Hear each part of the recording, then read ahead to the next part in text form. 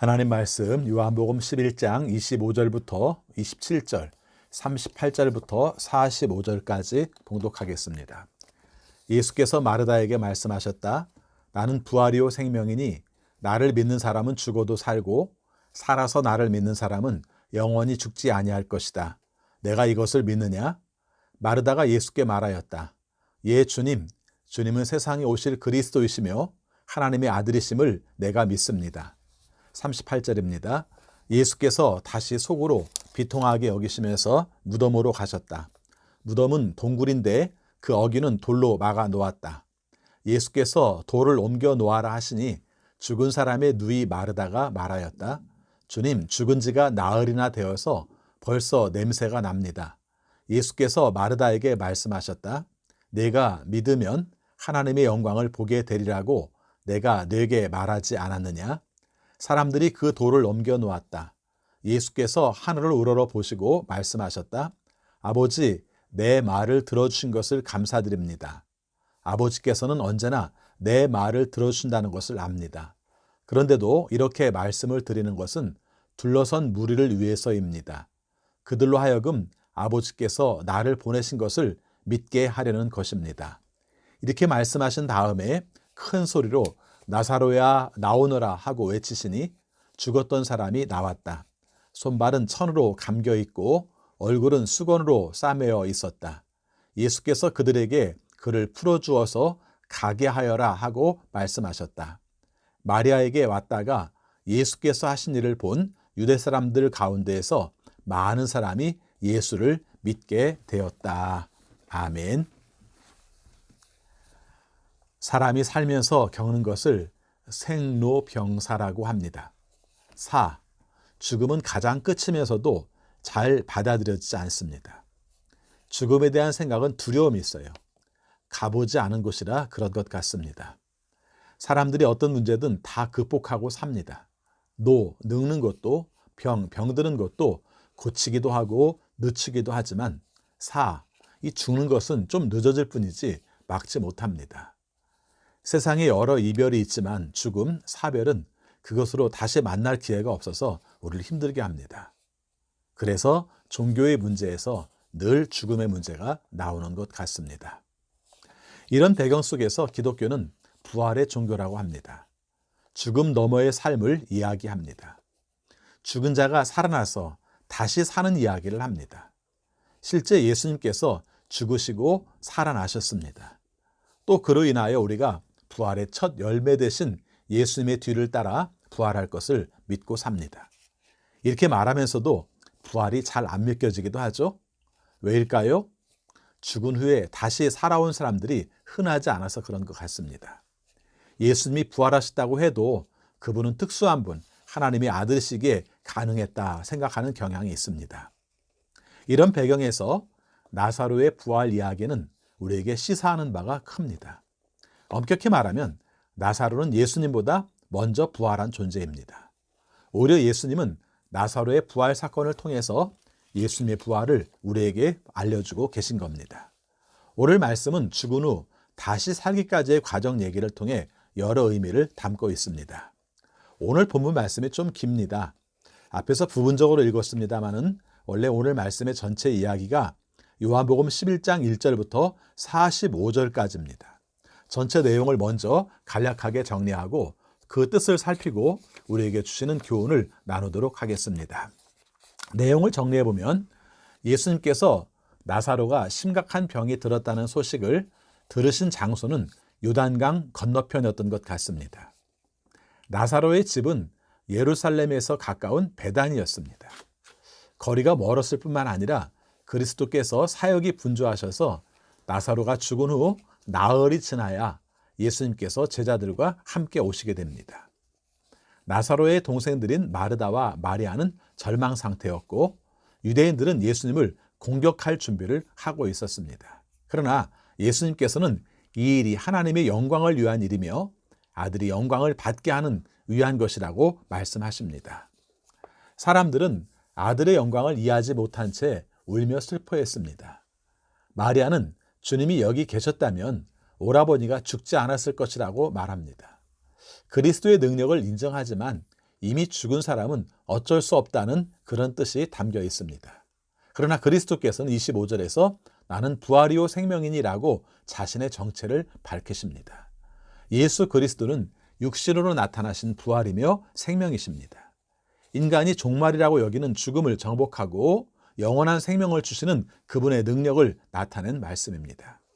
나사로는 그리스도의 한마디 명령에 따라 죽음을 이기고 무덤에서 걸어 나오게 되었습니다. 자, 그러면 이제부터 한 토막씩 우리가 함께 살펴보도록 하겠습니다. 첫 번째입니다. 병든 것도 하나님의 영광을 위한 것이다. 우리 지난 주일 요한복음 말씀에서 어떤 사람이 날 때부터 앞을 보지 못한 것은 누구의 죄도 아니고 그에게서 하나님이 하시는 일을 나타내고자 하심을 알게 되었다라는 말씀을 함께 읽었습니다. 오늘 말씀도 같은 맥락인데요. 나사로의 생명이 위험한 병에 걸렸는데 그리스도께서는 그것이 하나님의 영광을 위함이고 하나님의 아들이 이로 말미암아 영광을 받게 하려는 것이라고 4절에서 말씀하십니다. 병든 나사로도 죽음에 직면한 연약함으로 인하여 하나님의 영광을 위한 조건을 가진 사람이 된다는 뜻입니다. 나사로는 예루살렘에서 가까운 베다니에서 마르다와 마리아라는 두 누이와 함께 살고 있었습니다. 마리아는 우리가 아는 것처럼 향유를 주님의 발에 부었던 믿음의 사람이었습니다. 그리스도께서는 그 남매들의 가정을 사랑하셨으나 나사로의 병든 소식을 듣고 곧장 베다니로 가지는 않으셨습니다. 오늘 말씀 5절, 6절 말씀을 보면 예수님께서 나사로가 병을 앓고 있다는 말씀을 들으시고도 계시던 곳에서 이틀을 더 머물렀다고 말씀합니다. 이틀. 이 이틀이 우리를 참 힘들게 하는 시간입니다. 가능성의 시간이기도 하죠. 그런데 초조한 시간이기도 합니다. 지금이 지나면 안 될 것 같은 시간이 바로 이틀이에요. 우리는 한시가 급한데 예수님은 이틀을 더 머물러 계십니다. 하나님의 뜻을 알지 못할 때의 이 이틀은 마음이 급하고 고통스럽습니다. 그래서 이 이틀 서두르고 어떻게 안 될까 고민하고 어디 방법이 없을까 고민하는 시간입니다. 이 이틀에 주님을 찾기보다는 다른 방법을 찾기도 합니다. 지나고 나면 어리석은 일이었음을 깨닫고 후회하지만 또 위기가 닥치면 여전히 그 테두리에서 벗어나지 못하는 시간이 이틀입니다. 마르다와 마리아도 그랬습니다. 예수님께서 빨리 오셔서 곁에 계시기만 하면 오라비가 죽지 않을 것이라 생각했습니다. 마르다와 마리아는 초조하게 기다렸지만 결국 나사로는 세상을 떠나 무덤에 들어갔습니다. 우리를 힘들게 하는 지점이지요. 사람들은 이제 그가 다시 살아날 수 없다고 생각하는 그 지점, 누구도 부활을 믿지 않는 그 지점, 이 지점까지 가고 맙니다. 나사로가 죽을 것이지만 죽음이 그의 마지막이 아니라 그리스도가 부활과 생명이심을 몸으로 직접 증언하는 역할을 하게 되리라는 것을 여기서 우리는 알게 됩니다. 하나님은 죽은 나사로를 살리실 것이며 그의 아들 예수 그리스도를 십자가의 죽음에서 부활하심으로 영광을 받게 하실 것입니다. 두 번째입니다. 돌로 치려는 사람들이 있었다는 것입니다. 예수님께서는 유대 땅 밖에 계셨던 것 같습니다. 유대 땅 베다니로 가려고 하시는 주님을 제자들이 만류합니다. 돌을 치려 했던 사람이 한둘이 아니었다는 것입니다. 무서운 박해의 기운이 제자들을 감싸고 있었습니다. 도마는 주와 함께 죽으러 가자 16절에서 이렇게 비장한 각오로 말합니다. 손에 돌을 들고 예수님을 박해하는 사람들은 단지 그를 죽이기만 하면 되는 것으로 생각했습니다. 부활의 영광을 믿지 않으므로 죽음은 모든 것의 끝입니다. 그래서 예수님을 죽이려 든다면 예수님도 두려움에 떨면서 자기들과 타협하게 될 것이라고 여겼습니다. 그래서 돌로 치고 조직적으로 그리스도를 회방하며 박해를 그치지 않았습니다. 실로 죽음이 두려운 것은 그리스도를 박해하는 유대인들이었습니다. 특히 대제사장들과 바리새인들은 고민을 많이 합니다. 48절 말씀 보니까 만일 그를 예수님이죠. 이대로 두면 모든 사람이 그를 믿을 것이고 그러면 로마인들이 와서 우리 땅과 민족을 빼앗아 갈 것이라고 얘기를 합니다. 그러면서 그리스도를 죽이는 것이 유일한 방법이라고 생각합니다. 자기들이 죽지 않으려면 그리스도를 죽일 수밖에 없다고 결론을 이르게 합니다. 그리스도의 부활은 상상하지 못하는 그들의 모습을 비춰주고 있습니다. 자, 세 번째 장면입니다. 예수 그리스도인 줄을 내가 믿습니다라는 말씀인데요. 예수 그리스도께서 자신의 죽음을 며칠 앞둔 그날 베다니에 살고 있던 친구 나사로의 죽음을 봅니다. 여기서 그리스도는 죽음에 임하는 사람들의 태도에 관하여 큰 교훈을 남기셨습니다. 35절 말씀을 보면은 주님은 죽음 앞에서 눈물을 흘리셨습니다. 죽음은 죄로 인한 결과이기 때문에 죄에 대하여 분한 마음을 갖지 않으면 안 됩니다. 우리의 죄는 얼마나 많은 대가를 치러야 할까요? 주님은 이를 생각하시면서 마음이 비통하여 괴로워하셨던 것 같습니다. 우리 삶에서 고민과 고통과 죽음의 두려움을 해결해 줄 수 있는 유일한 길은 바로 부활을 확신하는 일입니다. 주님은 나사로의 누이에게 먼저 물으셨습니다. 부활을 네가 믿느냐? 이때 마르다가 이렇게 말합니다. 주님, 그렇습니다. 주님은 그리스도시요 세상에 오시는 하나님의 아들이신 줄 내가 믿습니다. 우리는 마르다가 세상의 지식을 얼마나 가지고 있던 사람인지 인격과 재산이 어느 정도였는지 잘 알지 못합니다. 분명한 것은 마르다 남매들이 지식과 인격보다 훨씬 훌륭한 믿음을 가지고 있었다는 사실입니다.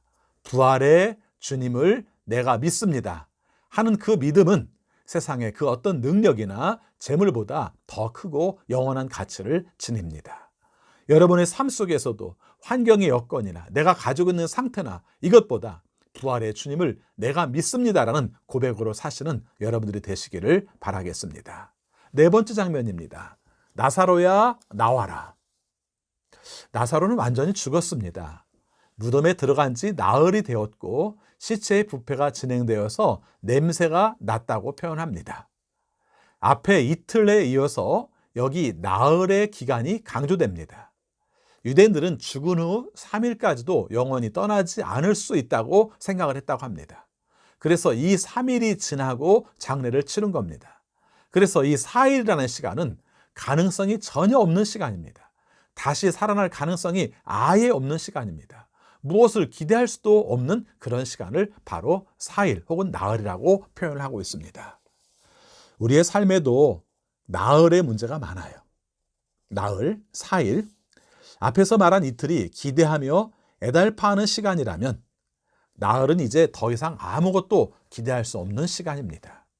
살면서 겪은 문제 중 나흘을 지나며 포기한 문제가 많지 않으셨나요? 자녀의 문제가 나흘이 되면, 건강의 문제도 나흘이 되면, 물질을 위해서 기도하는 시간도 나흘이 되면 이제 아무 효력이 없다고 생각하면서 포기하고 마는 시간이 바로 나흘이죠.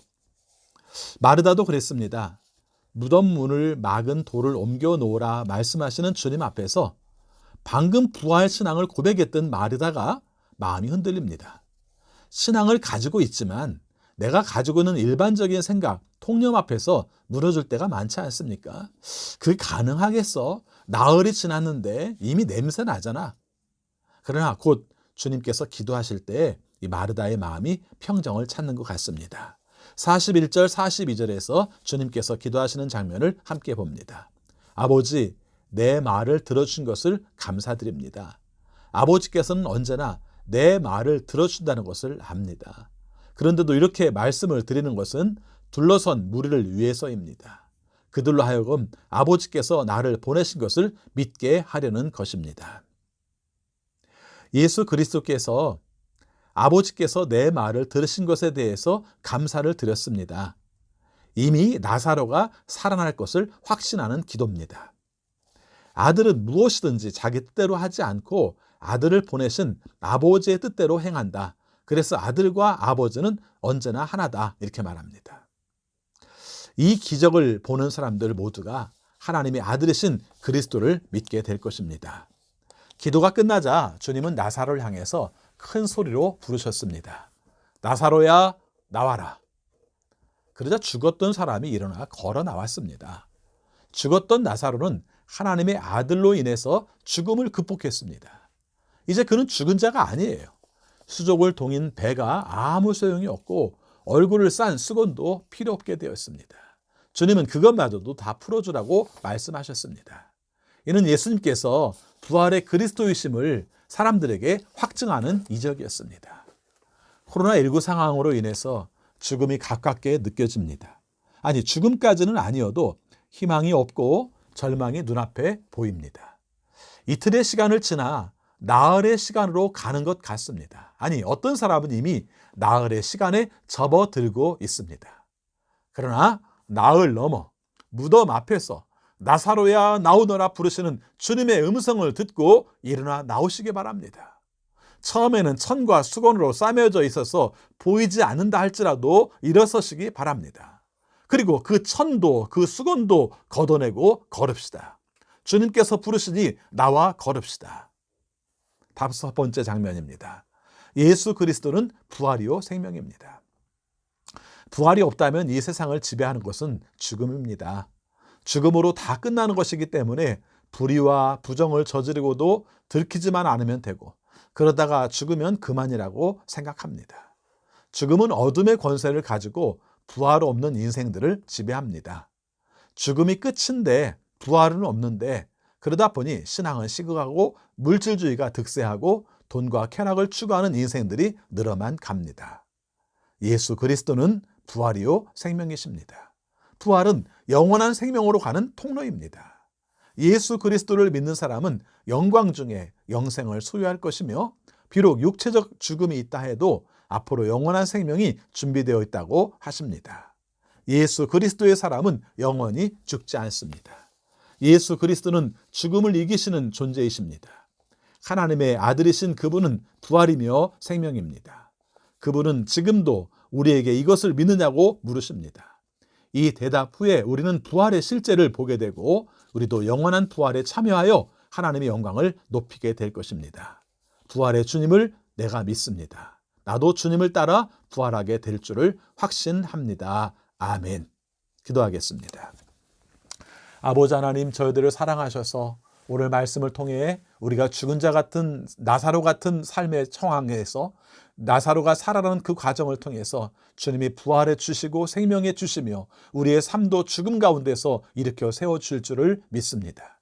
우리가 이틀과 같은 시간을 갖습니다. 뭔가 기대하고 또 사모하고 주님께서 도와주시기를 바라는데, 뭔가 변화되지 않은 것 상황 속에서 힘들어하고 안타까워하고 주님에 대한 원망을 할 때도 있음을 주 앞에 고백합니다. 때로 우리의 삶 가운데 나흘 같은 시간을 보내기도 합니다. 우리의 삶 속에 더 이상 희망을 가질 수 없고 아무것도 뜻대로 되지 않는 상황 속에 있음을 주 앞에 고백합니다.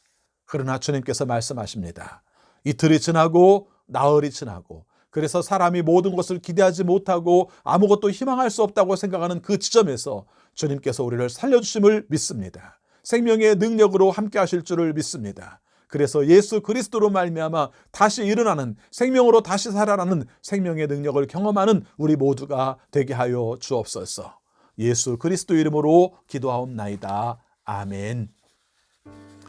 미리 예고해드린 것처럼 오늘 함께 코로나19의 위기 속에서 드리는 일치의 기도를 함께 드리도록 하겠습니다. 선하고 자비로우신 하나님, 불확실한 질병의 시대 속에서 당신께 모든 근심을 던집니다. 불신과 불안이 덮칠 때 새로운 자신감을 주시는 주님, 우리는 서로 거리를 두지만 당신은 우리 가까이 계십니다. 우리는 어쩔 수 없이 일손을 놓지만 당신의 손은 우리를 보호하십니다. 코로나19에 감염된 모든 이들을 위해 기도합니다. 깊은 근심에 빠져있는 확신자의 가족을 위해 기도합니다.